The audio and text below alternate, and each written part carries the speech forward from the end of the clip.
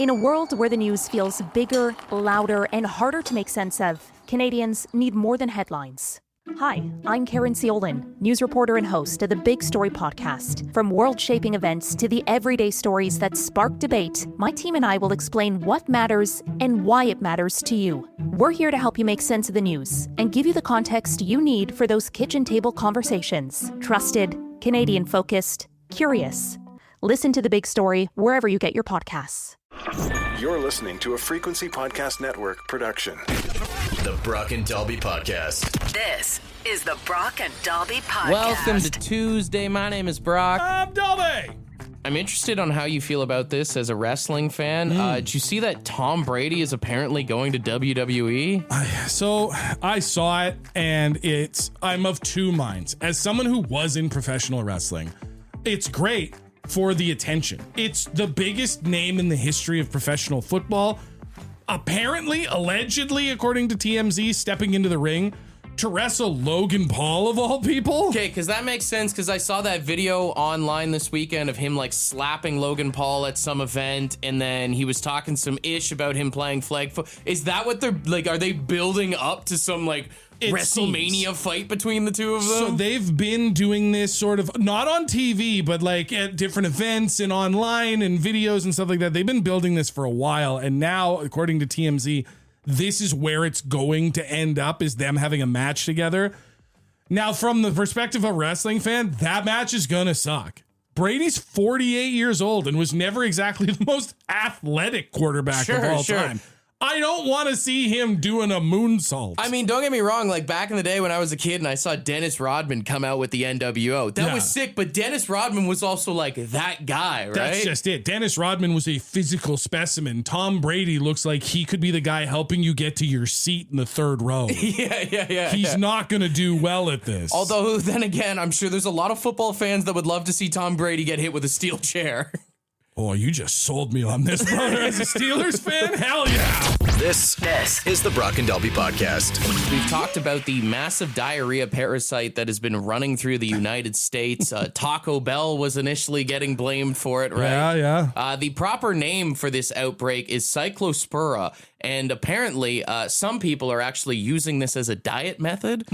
Come on, no. Yeah, it's gone viral online as the diarrhea diet, where people claim that if you eat any of the contaminated lettuce or many produce items that are causing this mass outbreak right now, some people in the United States are claiming they've lost anywhere from 15 to 20 pounds. I mean, listen, you could just go eat regular lettuce and also probably lose some weight if you just change your diet a little bit. There's legit videos of people on TikTok that are like, look at how skinny I am from this week to last week. It's like, yeah, dude, that's what diarrhea does to you, man. Like, we've all had food poisoning or a bad flu or something at some point, and you come out on the other end of it and you go, wow, I lost a few pounds, but I've never thought to myself, I should do this more often. I should permanently be sick. Going to the grocery store and be like, hey, have you guys taken any of that lettuce off the shelf but not thrown it out yet?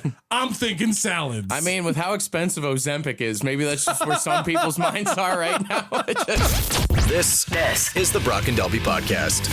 I was reading an interesting study about how much music people listen to on like an hourly, like if you had to pick how many hours in the run of a year you think the average person listens to music, what would you think it is? I mean, I'm trying to put myself in the shoes of the average person because, of course, our numbers are higher with the music in the studio here and stuff like that. But like when I'm not at work, in the course of a year, it's probably a few hundred for sure, like 300-400. Higher, really. 6, 7. The thing is like podcasts have come on so hard that it's hard to tell, but like 600, 700? Close. Yeah. Apparently, the average person listens to about 961 hours of music per year. Damn. Which is the equivalent to over 40 days of nonstop listening.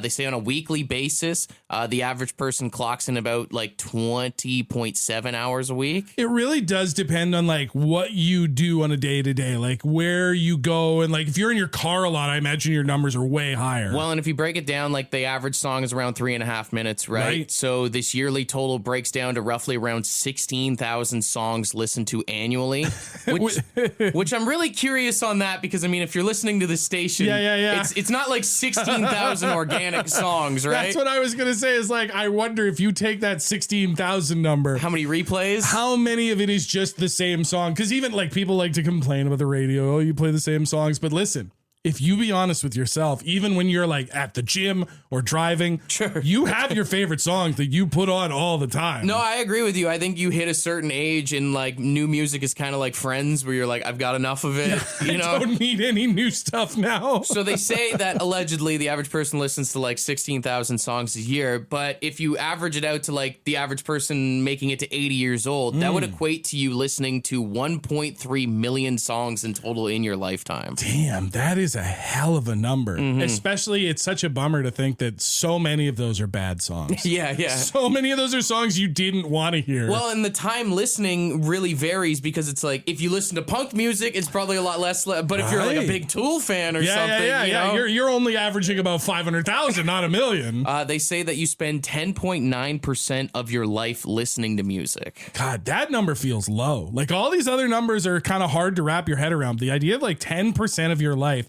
listening to music, it's just on in so many places, you know? Well, here's the crazy thing is you spend roughly 2.2% of your lifetime sitting in a school classroom from like kindergarten all the way to grade 12, right? So if you break down like that, and then you say the average person, like work-wise, you spend 12% of your life at work. Right. So it's wild to think that 10% of your life is spent listening to music and 12% is spent at work, right? And also, if you think about it, like if you work on a job site or something, we talked about the job radio the other day, but if you work in an office, there's a chance that 10% of your life doesn't involve music at all. So that means you're really putting in the hours after work. Although for those of you who do listen to music at work, I've figured out how to survive the 40-hour work week. You just have to spend 37 of those hours listening to Tool. This is the Brock and Dalby Podcast. It's time for Brock and Dalby's Draft. All right, me and my beautiful, sexy friend here, Dalby, have a road trip coming up this week. And so I was thinking, you know, before we leave, it's mandatory that we stop by the gas station. We get some snacks and such, right? Absolutely. Unspoken rule. You don't even have to say it. You know, you're going to fill up the tank and then you're going to pick up the snacks. So I want to do a draft here this morning of the best road trip haul that you can get at the gas station. Okay. Well, I won rock, paper, scissors, so I'm going to go first overall pick. And I don't know if this is something you would have taken, but it is the absolutely number one essential I have to have in the car before I go on a road trip of anything over 2 hours. Got to have an energy drink. Energy drink. Got to have it. And you know what? The key is you don't just crack it right at the beginning of the trip. You save it for the first time your eyes go a little, that blink gets a little too long. That yawn comes on a little too strong. You crack open the Monster, the Red Bull, the Rockstar, what have you, and you're ready to keep going. Oh, I knew my baby would have his Rockstar on the draft somewhere. Absolutely. Coming in at number one, you know what? I'm going to go with a snack before I go with a bevy. I'm going to go with beef jerky. Beef jerky. I like beef jerky, but I hate when it gets stuck in my teeth, especially on a road trip, because now I got nothing to do to get it out. Here's the thing, is it's perfect when beef jerky gets stuck in your teeth, because then it almost helps you kill time while you're on the road, while you're trying to like fish it out too. And it's like, you know, some people might say there's the protein aspect of it and stuff too, but it's not just like you're snacking. Like you can eat a little bit of it, you can put it away, you can kind of save it, right? I was unaware that was an option. The smell warms up the car very beautifully too, right? Okay. Well, for my second pick, I didn't get this way without taking my fair share of snacks on road trips. I'm going with the big bag of M&Ms, like the one that's marked for families. No, that's for me. It goes in the cup holder, and I'm going to snack on that for the entirety of the trip. Oh, yeah, for sure. That's a good pick. Coming in at number two, I am going to go with my beverage here. I'm going to go with like the biggest Gatorade that you can get. You got to take a Gatorade on a road trip. And I understand, I know you love your energy drinks, but the energy drinks, they always kill me. I always end up getting tired. I crash a little bit. At least the Gatorade, like it's got the sugar. You tell yourself you're getting the electrolytes or some BS like that. But the main reason why I picked the biggest Gatorade. I know exactly what this is because it's why it's on my list too. You have the wide mouth on it. The wide mouth Gatorade. And you get the biggest bottle that you possibly can because, sometimes you underestimate what you have in your tank. So who's got time for all those stops? Not when Gatorade's around. Sometimes the person driving doesn't want to make a stop, so that's why you have the biggest Gatorade possible. I like that. All right, well, for my third pick, since I can't take Gatorade, because that's what I was taking next, I'm going to go with Lunchables. Because you need some actual food. This kind of matches closer to your idea of the beef jerky, of something that you can snack on as you're going. You get a little bit of protein from the meat, from the cheese. You get that, reliving your childhood moment a little bit by making the tiny little sandwich. Plus, it's so easy to put together. Like if you have an open passenger seat, you can do it yourself. Or a real act of love, if there's somebody in the passenger seat that puts it together for you, they can make you a tiny little sandwich. And then you get to finish it. Not all Lunchables are doing this, and this is why Lunchable stock is going down, but some of them do still have the little Kit Kat, the little chocolate bar in there. Yeah. Bonus treat. With my final pick here, I'm going to go with Spitz or sunflower seeds. Oh, you're disgusting. What? You are disgusting. You are not bringing those on the road trip we're taking. I am bringing them on the road trip. We are in a work truck. You're going to spit all over the place? It's kind of like the beef jerky thing, like I said, where it gets stuck in your teeth. The act of like cracking the seeds and like spitting them out and stuff, it keeps your brain going while you're like, and I don't smoke anymore. Right. So like you need something. I think that's the biggest thing for me is like when I go on these long drives now since I've quit smoking, it's like I need the fixation. I need something going on or whatever. And it's like you can eat so many of them and you won't bloat yourself up. It won't cause you to go to the bathroom or anything like that. I can appreciate all of the points you're making for you, but as somebody who's going to be sitting 4 feet away from you, I'm so pumped to be hearing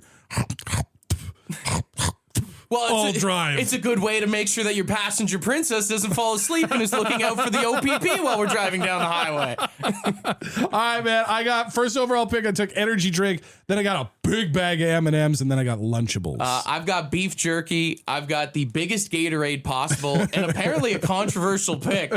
I'm going Spitz and sunflower seeds in at number 3 for my road trip haul at the gas station. The Brock and Dalby Podcast. I'm very proud to announce that in the road trip snack haul draft, your boy is catching a W. Courtesy of sunflower seeds. Which is crazy. It's absolutely, even some of the people who specifically said, I'm voting for Dalby, but I definitely have to have sunflowers.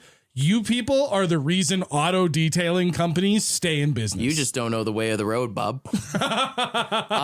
Neither of us took any sort of gummy product at all. Yeah, I don't know. Sometimes I get I like those like nerd clusters, but I feel like after like a handful, it's just too much. The last stretch of the drive when I know you're driving, I'll take my own gummy if you know what I mean. Yeah, one of those. Neither of us took chips, which a lot of people are calling for the shame bell on. Absolutely not. Chips is by far hands down the worst road trip snack. I don't care if you're talking about kettle chips, potato chips, tortilla chips, all chips, bad idea. I wouldn't say the worst. It's just like it does make a mess. I just don't like getting the steering wheel all like kind of like your video game controller, you know? Yeah, well, and that's just it. Like, if you buy a big enough bag, that's not bad. But if you buy an individual bag, hard to get into, your steering wheel's a wasteland. It's disgusting. The people who texted Pringles. Crazy. That's just dangerous driving. You have to literally like drink them. Like you have to tip the can back to get them in your mouth while you're driving. Cheese curds I would have added to my list too. Yeah, that's a good one. Corn nuts I'm actually a big fan of. I only ever get corn nuts at the gas station. I don't have a problem with corn nuts. They're not my thing, but I get their purpose. A few people saying it depends on if the gas station has a Tim Hortons or not. Well, no, that's cheating. I saw a guy who said I take 2 to 3 farmers wraps on a road trip. That's a shame bell. Devastating to your insides. You know what? And a lot of people texting about like taquitos or hot dogs, like the legit food from the gas station, which I think about it all the time and they always look delicious, but I know that it's not the move, man. Every taquito I've ever seen has been in a gas station. Every gas station taquito I've ever seen has looked like a good idea. Every gas station taquito I've ever bought has been the worst idea I've ever had. It's a dangerous choice, man. We do got our good friend Tracy Pumps, who works at a gas station, on the line. And I was wondering, Tracy, what would you say is the worst item for someone to buy at the gas station? Chicken salad sandwiches. Guilty as charged. That's such a questionable call, man. I'm telling you. And I don't know, maybe it's different. There was a gas station by my house when I lived in Lloydminster that made the best chicken salad sandwich I've ever had in my entire life. I miss it, and it's been like a decade or two. Yeah, that's why you're immune to the diarrhea outbreak that's going on in the States right now. Tracy, I can handle it when he makes fun of me. You're laughing at me. You're breaking my heart. I'm sorry, but I can't help it. I feel like When you deserve it, you deserve it. I feel like, Tracy, a lot of that packaged food there, how long does that sit there is what I'm wondering. Well, Is it actually as fresh as they say it is on the packaging? I suppose when they put so many preservatives in it. Tracy's quickly checking with a lawyer before she answers your question.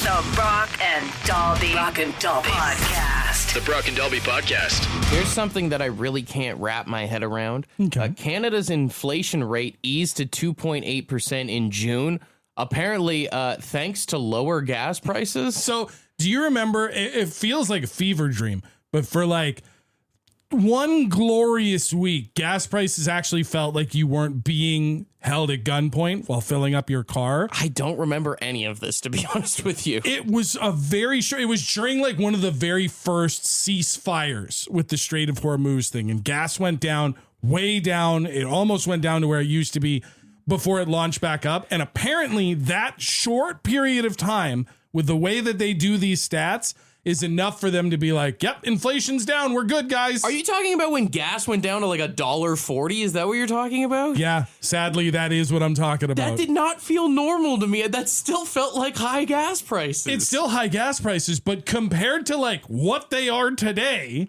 that's a significant discount, and apparently is enough to skew. Again, it just shows how dumb statistics are and how they can be skewed by whoever wants to make them look a certain way. So the government can now take this and be like, guys, we have got this inflation thing handled because for 1 or 2 weeks you didn't have to get a mortgage to fill up. Oh my God. You know what I hate is the older I get, I'm becoming my parents with like gas price where I'm like, back in my day.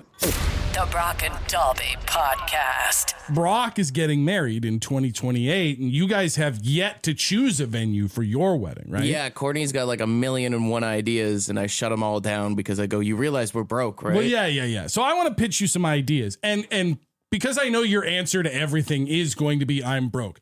Take money out of the equation. Okay. And tell me 1 to 10 how cool it would be to get married. Let's start with, because I know you're both big horror fans, a haunted house. A haunted house, I guess it depends like what happened. Is it like a murder house or something? Well, like, let's do two. So start with like your typical like haunted house that gets set up for Halloween. Like it's not a real murder house or anything, but just like a fun haunted house. Sure. I mean, it could be kind of funny if like in the middle of our vows, someone like pops out and is like, ah, Jump scare. Yeah, I mean, I think that'd be hilarious. Now on the other side, you mentioned, what about a murder house, like a place where a real murder happens? That doesn't sit well with me. I feel like Courtney would like it a little bit more. Like that's up her alley, but I don't know. It feels like a bad omen, does it not? It does feel like maybe not the right juju to start your life together. Yeah.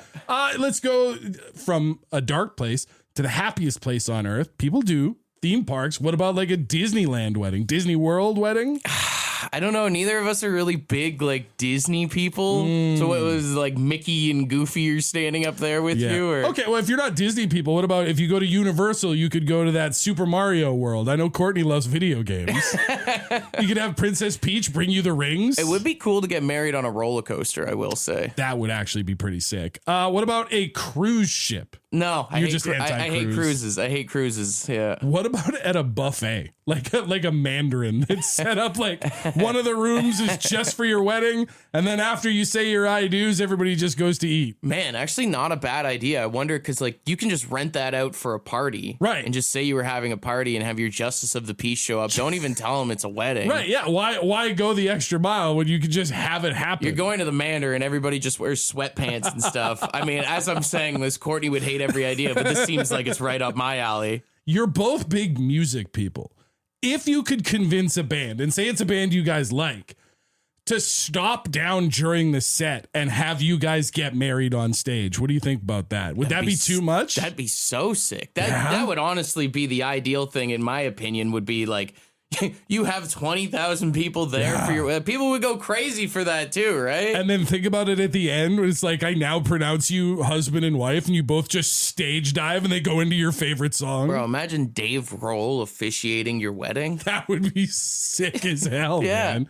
Okay, one more, because you're a big sports guy. This might not appeal to Courtney, but what if you could have your wedding just like Taylor Swift, your center ice Scotiabank Arena, the home of the Leafs? Would you do it? They have to win a Stanley Cup first.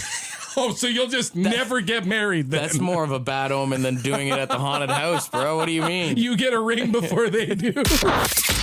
The Brock and Dalby Podcast. The Brock and Dalby Podcast. A Scottish man just set the world record for the fastest mile of all time. He's a runner named Josh Kerr and was in a race over the weekend. Check this out.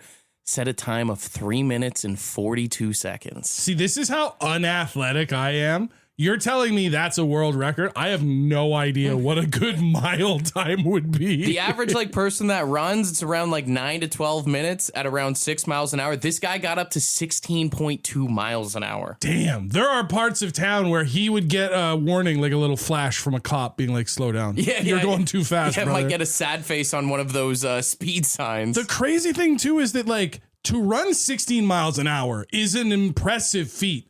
But to do it for distance, for a whole mile, that's what really blows my mind. Yeah, and he broke the previous world record that was held for over 27 years by half a second there. A lot of people are saying he should race Usain Bolt, but apparently Usain Bolt has never, on the record or in a race, ran a mile before. Well, he's a sprinter, right? That's the thing is, people love to try and compare, but this really is apples to oranges. Sprinters go one straight line as fast as they can for 9 seconds. So you're right. You can't compare him to Usain Bolt, but you can compare him to things in real life. Okay. This guy runs faster than the top speed of a standard golf cart at any sort of golf course. He runs faster than an elephant. Elephant maxes out at 15 miles an hour. Really? I would have thought they could get going. This guy could technically maintain a distant gap there. Wild turkeys top out at about 14 miles an hour.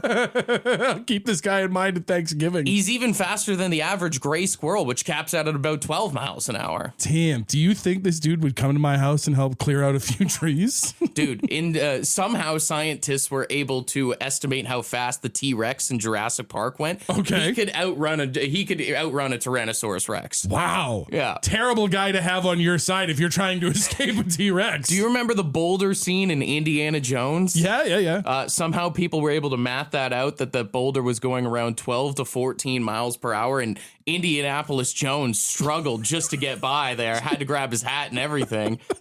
Josh Kerr would have outrun it comfortably without even losing his hat. It's never a bad day for an Indianapolis Jones reference. The Brock and Dalby Podcast. The Brock and Dalby Podcast. No, don't do that! No, we were having a nice day. We are. Why does it matter? I thought we were having a nice day. We are. All right, we had a suggestion for today. It's ruin a party. You know, we've had you guys say a lot of things specifically, things that you can say to ruin something. But we were thinking with the party, what's more or less something you do, right? Right, yeah. Something that you can, and again, say is on the table, but also just that wide open opportunity that you will do something and no one is having a good time anymore. All right, what can ruin a party? 762-555. We got a lot of voice memos coming in here. If you're not ruining the party yourself, you are a judge. So 762-555, let us know who should win. How about we start with Rocky here? Hello? Yeah, did someone order a 55-gallon drum of baby oil? Is that supposed to be a Diddy party? Now, I don't want to come across as endorsing anything, but I will say, from all the stories, it didn't sound like the drums of oil ruined the party. I beg to differ. It sounds like that's what the party was for. Sounds like you went to a Diddy party. Oh, hey! Careful. All right, let's see what Becky's got here. Although I'm not going to say who it is, years ago we were at a Halloween party at a bar, and somebody dared me to go up to some girl and tell her that I slept with her boyfriend. Oh. Needless to say, there was a bar fight, and my mother had to be called to drag I me do out to love the bar. I do love how that started off with, I'm not going to say who it was. The person whose identity needs to be protected is yours, not the person who dared you to do it. All right, what's Christine got? Sharding in the pool. Yep. Yeah. That'll ruin, especially if it's a pool party. Yeah, that'll. Like, it's one thing if the party's in the house and you just went out and fouled the pool. That's way worse. Yeah. It's so much worse if there's people in the pool at the time. Honestly, I feel like it'd be more mad if it's not a pool party and you went in the pool and did it. What's Robin got for us? Just threw up in the middle of the floor. Yeah, that'll do it. The problem is that everybody's going to try and walk around it. Someone's going to step in it, and now it's everywhere. In That college, sucks. it's where you just put a pizza box over it. Yeah. And you're like, we'll deal with that in the morning. Let's see. There's no name on this one. Best way to ruin a party is to bring an acoustic guitar and start playing without anybody asking you to. Yes. I love that answer so much. Walking into the middle of a crowded room of people having conversations and enjoying themselves. I said maybe. Yeah. You have to be so full of yourself to show up unannounced with a guitar. Like, honestly. I love people who play music. If you're like, hey, do you want me to bring your guitar? Hell yeah, dude. But if you just show up and you like bust out by the campfire and nobody asked for it, get out of here, bro. Okay, we'll do one more here. Okay. This is Doug. Cops! I've done that at parties. I mean, just for fun. Past a certain age, cops shouldn't be bothering you if they're coming to your party. I mean, depending on the crowd that you're hanging out with, I guess. It's 762-555. Who ruined the party the best? Great answers today. I'm a really big fan of the guitar, and I'm a big fan of Doug's. I also Cops!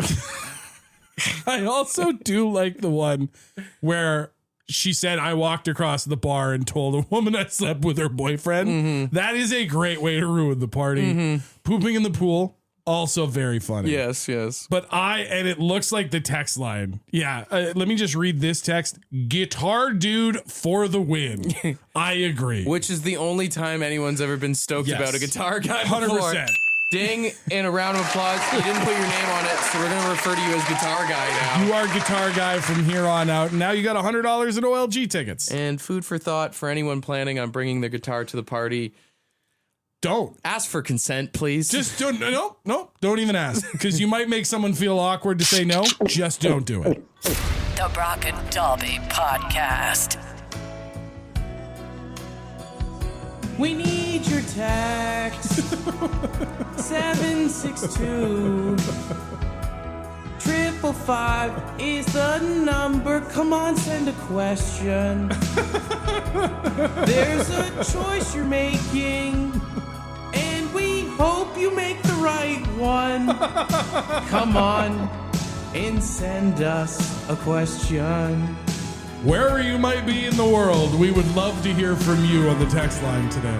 First one in comes from Rob. He said, morning, boys. I'm wondering, what do you think the best Canadian word is? He says, my vote is for dangle. Ooh, dangle. I don't know. Maybe it's like the Letterkenny culture and stuff like that, but I feel like that just got driven into the ground.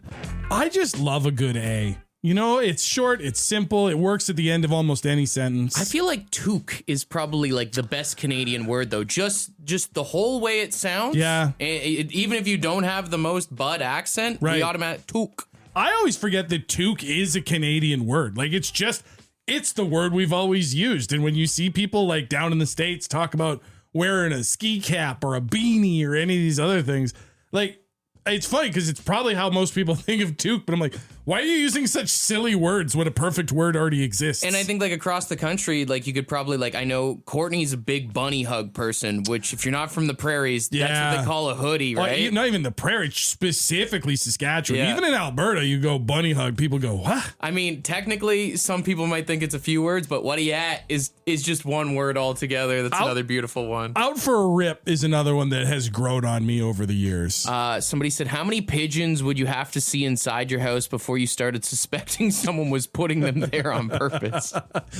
Inside my house? Yeah. Probably one. But even in like the surrounding area, if I saw 3 pigeons at one time, we got a bird bath out behind the house. If I saw 3 pigeons in that bird bath, I would immediately become suspicious.